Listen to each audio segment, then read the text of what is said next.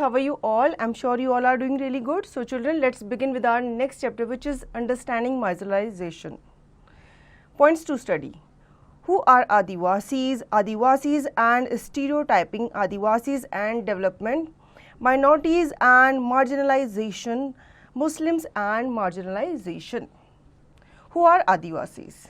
Adivasi, the term literally means original inhabitants, are communities who lived and often continue to live in close association with forests. Around 8% of India's population is Adivasi, and many of India's most important mining and industrial centers are located in Adivasi areas, Jamshedpur, Rourkela, Bokaro and Bhilai among others. Adivasis are not a homogeneous population. There are over 500 different Adivasi groups in India. Adivasis are particularly numerous in states like Chhattisgarh, Jharkhand, Madhya Pradesh, Odisha, Gujarat, Maharashtra, Rajasthan, Andhra Pradesh, West Bengal and in the northeastern states of Arunachal Pradesh, Assam, Manipur, Meghalaya, Mizoram, Nagaland and Tripura. A state like Odisha is home to more than 60 different tribal groups. Adivasi societies are also most distinctive because there is often very little hierarchy among them. This makes them radically different from communities organized around principles of Jati Varna caste or those that were ruled by kings. Adivasis practice a range of tribal religions that are different from Islam, Hinduism and Christianity. These often involved the worship of ancestors, village and nature spirit, the last associated with the residing and various sites in the landscape, mountain spirits, river spirit, animal spirit, etc. The village spirits are often worshipped at specific scared grooves within the village boundary, while the ancestral ones are usually worshipped at home.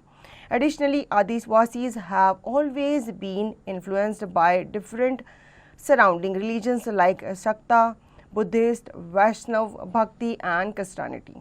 Simultaneously, Adivasi religions themselves have influenced dominant religions of the empire around them. For example, the Jagannath cult of Odisha and Sakti and Tantric traditions in Bengal and Assam. During the 19th century, substantial numbers of Adivasis converted to Christianity, which has emerged as a very important religion in modern Adivasi history. Adivasis have their own languages, most of them radically different from and possibly as old as Sanskrit, which have often deeply influenced the formation of mainstream Indian language. Like Bengali, Santhali has the largest number of speakers and has a significant body of publication, including magazines on the internet और इन ई Jones. तो बच्चों आदिवासीज़ के बारे में जान लेते हैं. आदिवासीज़ जो होते हैं वो ओरिजिनल इनहैबिटेंट्स माने जाते हैं. अगर आपको पुराने ज़माने के लोगों के बारे में पता करना है तो आप आदिवासीज़ को देख सकते हो. जैसे आदि मानव वगैरह लोग पहले कैसे रहा करते थे, किस तरह से वो खेती किया करते थे, तो ये आपको आदिवासीज़ को देख के पता चल जाएगा.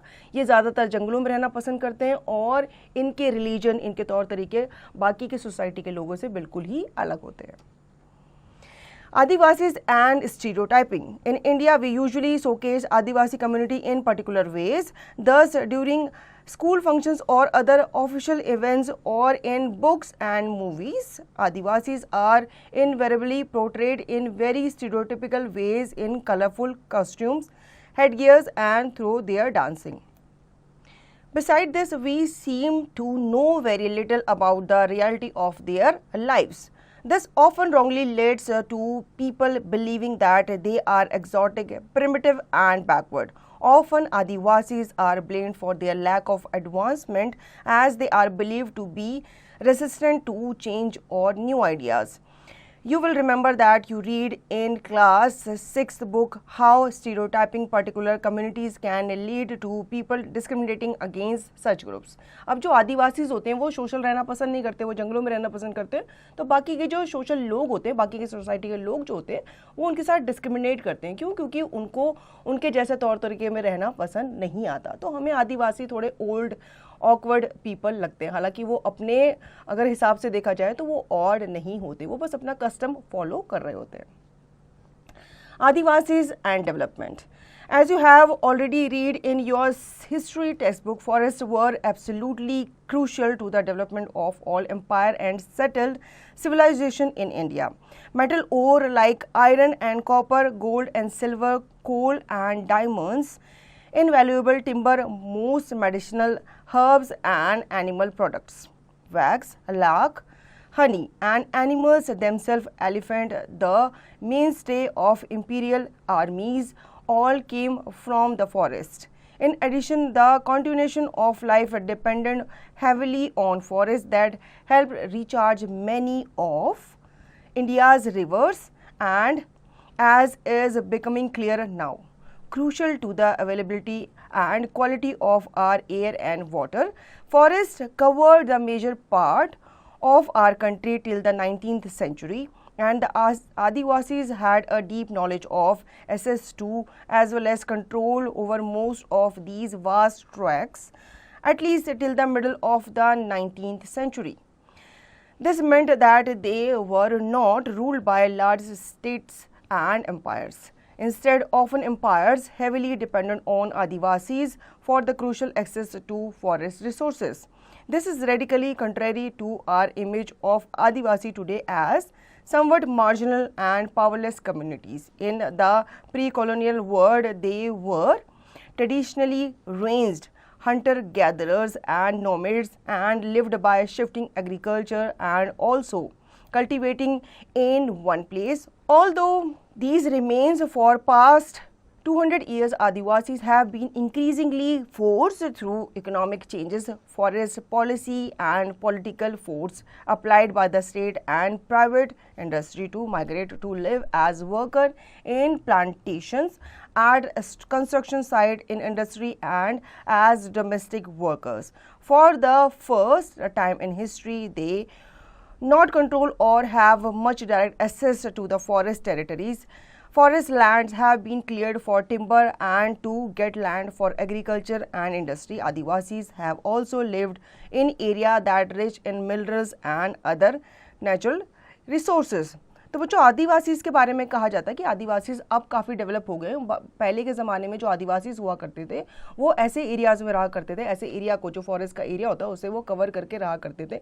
और पहले वो क्या हुआ करते थे, नोमैड्स हुआ करते थे. एग्रीकल्चर के लिए या दूसरे पर्पज़ के लिए वो एक जगह से दूसरी जगह जाया करते थे. अब काफ़ी जो इम्प्रूवमेंट हुई है, जो डेवलपमेंट आया है उसकी वजह से, जैसे कि आपके जो माइनिंग वगैरह होती है, जो इंडस्ट्रीज़ वगैरह होती है वो फॉरेस्ट वाले इलाकों में ज़्यादा होती है, जिसकी वजह से जो आदिवासीज़ हैं उनको क्या मिला है, रोज़गार वगैरह मिला है. These are taken over the mining and other large industrial projects. Powerful forces have often colluded to take over a tribal land. Much of the time, the land is taken away forcefully and procedures are not followed. According to official figures, more than 50% of persons displaced due to mines and mining projects are tribals. Another recent survey report by organization working among Adivasis shows that 79% of the persons displaced from the state of Andhra Pradesh, Chhattisgarh, Odisha and Jharkhand are tribals. Huge tracts of their lands have also gone under the waters of hundreds of dams that have been built in independent India. In the northeast, their lands remain highly militarized and war-torn. India has 106 national parks and 573 wildlife sanctuaries covering 1,23,762.56 square kilometers. There are areas where tribal originally lived but were evicted from. When they continue to stay in these forests, they are termed encroachers. Losing their land and access to the forest means that tribals lose their main source of livelihood and food.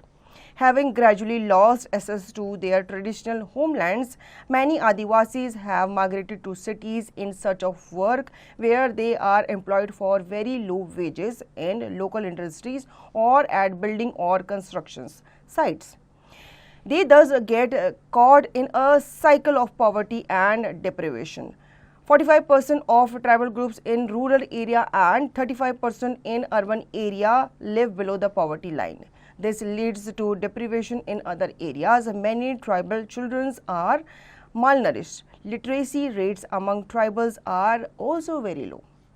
When Adivasis are displaced from their lands, they lose much more than a source of income. They lose their traditions and customs, a way of living and being. They took our farming land, they left some houses, they took the cremation ground, temple, well and pond.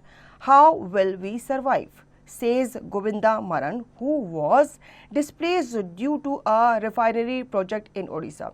As you have read, there exists an interconnectedness between the economic and social dimensions of tribal life. Destruction in one sphere naturally impacts the other. Often this process of disposition and displacement can be painful and वॉलेंट. तो बच्चों ये जो forest का area है, ये जो industries वगैरह ने ऑक्यूपाई कर लिया था, कुछ जो एरिया था वो नेशनल सेंचुरीज़ वालों ने क्या कर लिया था, ऑक्यूपाई कर लिया था. अब ये जो लैंड है ये आदिवासीज़ के हिस्से में नहीं रहा, कभी उनसे फोर्सफुली वगैरह उनसे ले लिया गया या उनको कुछ लैंड के बदले में पैसा वगैरह दे दिया जाता था. लेकिन इससे क्या हुआ, कुछ जो आदिवासी जो प्रजातियां थी वो विलुप्त हो गई और कुछ लोग जो है वो काम की तलाश में कहाँ आ गए, शहरों की तरफ आ गए. Minorities and marginalization. You have read that the Constitution provides safeguards to religious and linguistic minorities as part of our fundamental rights. Why do you think these minority groups have been provided these safeguards? The term minority is most commonly used for refer to communities that are numerically small in relation to the rest of the population. However, it is a concept that goes well beyond numbers. It encompasses issues of power, access to resources and has social and cultural dimensions. The Indian Constitution recognizes that the culture of the majority influences the way in which society and the government might express themselves. In such cases, size can be a disadvantage and lead to the marginalization of the relatively smaller communities. Thus, safeguards are needed to protect minority communities against the possibility of being culturally dominated by the majority. They also protect them against any discrimination and disadvantages that they may face. Given certain conditions, communities that are smaller in number relative to the rest of the society may feel insecure about their lives, assets and well-beings. This sense of insecurity may get accentuated if the relations between the minority and majority communities are fraught. The Constitution provided these safeguards because it is committed to protecting India's cultural diversity and promoting equality as well as justice. As you have already read, the judiciary plays a crucial role in upholding the laws and enforcing fundamental rights. Every citizen of India can approach the court if they believe that their fundamental rights have been violated. Now let us understand marginalization in the context of the Muslim community.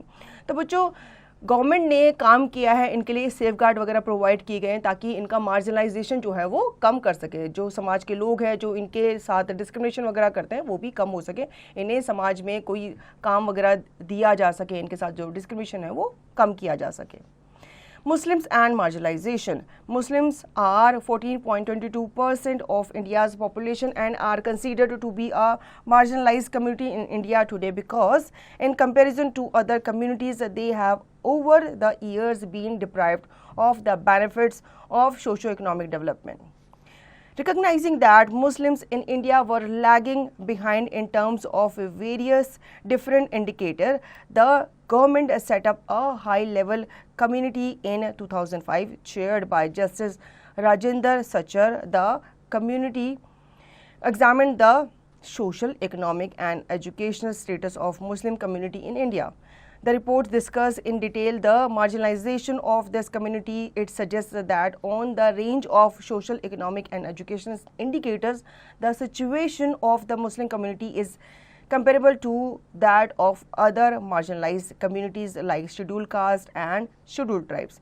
Economic and social marginalization experienced by Muslim has other dimension as well. Like other minorities, Muslim custom and practice are sometimes quite distinct from what is seen as the mainstream.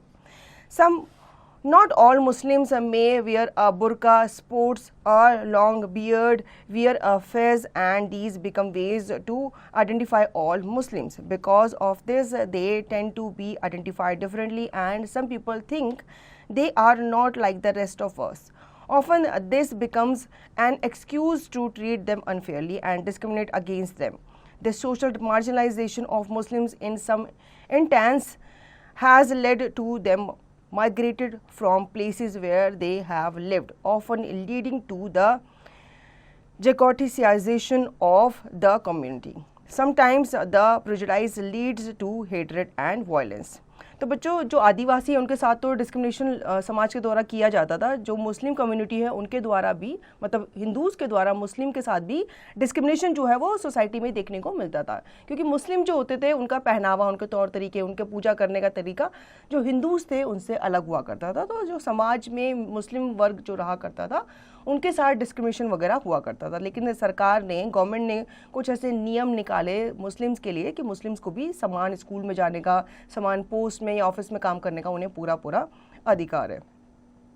Keywords displaced in the context of this chapter. This refer to people who are forced or compelled to move from their homes for big development projects including dams, minings, etc.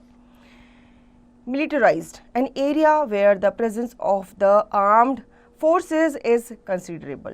Malnourished, a person who does not get adequate nutrition or food.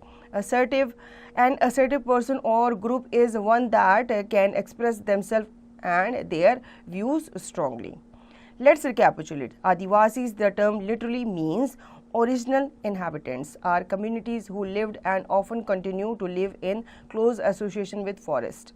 Forests covered the major part of our country till the 19th century, and the Adivasis had a deep knowledge of SS, etc., as well as control over most of these vast tracts, at least till the middle of the 19th century. Muslims are 14.22% of India's population and are considered to be a marginalized community in India. So children, I hope you understood the chapter very well. Now you can revise the chapter and practice the given exercise by yourself.